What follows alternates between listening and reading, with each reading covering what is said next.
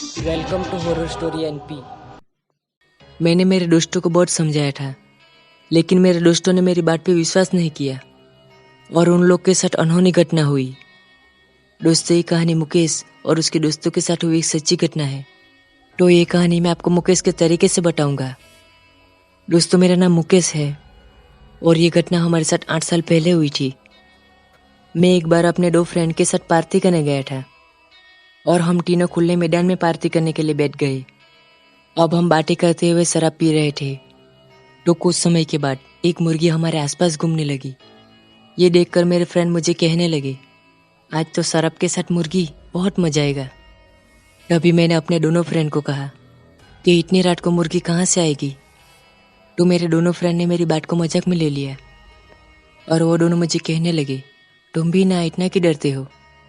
ऐसा कहकर वो दोनों मुर्गी पकड़ने के लिए चले गए और उन दोनों ने मुर्गी पकड़ने की बहुत कोशिश की, लेकिन वो दोनों मुर्गी को नहीं पकड़ पाए। इसी बीच मैंने उन दोनों को कहा, अरे भाई, मुर्गी के पीछे क्यों पड़े हो, अब उसको रहने दो और तुम दोनों वापस यहाँ पर आ जाओ। तभी उन दोनों ने कहा, नहीं मुकेश, आज तो इस मुर्गी को नहीं छोड़ेंगे। ऐसा कहकर वो दोनों ने मुर्गी का पीछा नहीं छोड़ा। इसी बीच वो मुर्गी बहुत दूर चली गई, तो इसके पीछे वो दोनों भी चले गए।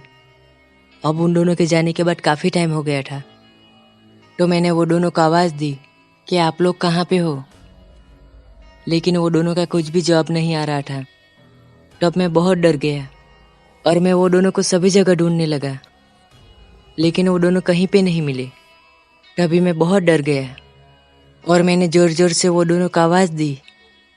तो कुछ समय के बाद मेरे दोनों फ्रेंड जख्मी हालत में मेरे पास आए। तो मैं वो दोनों की ऐसी हालत देखकर बहुत डर गया। इसी बीच रोते हुए मेरे एक फ्रेंड ने कहा, हम जिस मुर्गी के पीछे गए थे वो मुर्गी नहीं, कुछ और ही बला थी। तो मैंने वो दोनों को पूछा, तुम्हारे साथ क्या हुआ। तब जाके वो दोनों ने मुझे सारी बातें बताई। जब हम दोनों मुर्गी को पकड़ने के लिए उसके पीछे गए थे, इसी बीच वो मुर्गी बहुत दूर चली गई। तो हम दोनों ने भी उसका पीछा नहीं छोड़ा। तभी उस मुर्गी ने औरत का रूप ले लिया। तब हम दोनों उसको देखकर बहुत डर गए। तभी हम दोनों ने वहाँ से भागने की कोशिश की, लेकिन उस औरत ने हमें भागने नहीं दिया और उसने हम दोनों की ऐसी हालत कर दी। तभी हम दोनों वहाँ से किसी तरह से बच के वापस यहाँ पर आ गए। तभी मैंने वो दोनों को कहा, मैंने तुम दोनों को पहले ही बताया था, लेकिन तुम दोनों ने मेरी बात नहीं मानी। अब मैंने उन दोनों को कहा, चलो जल्दी से घर चले जाते हैं, नहीं तो वो औरत यहाँ पर भी आ सकती है।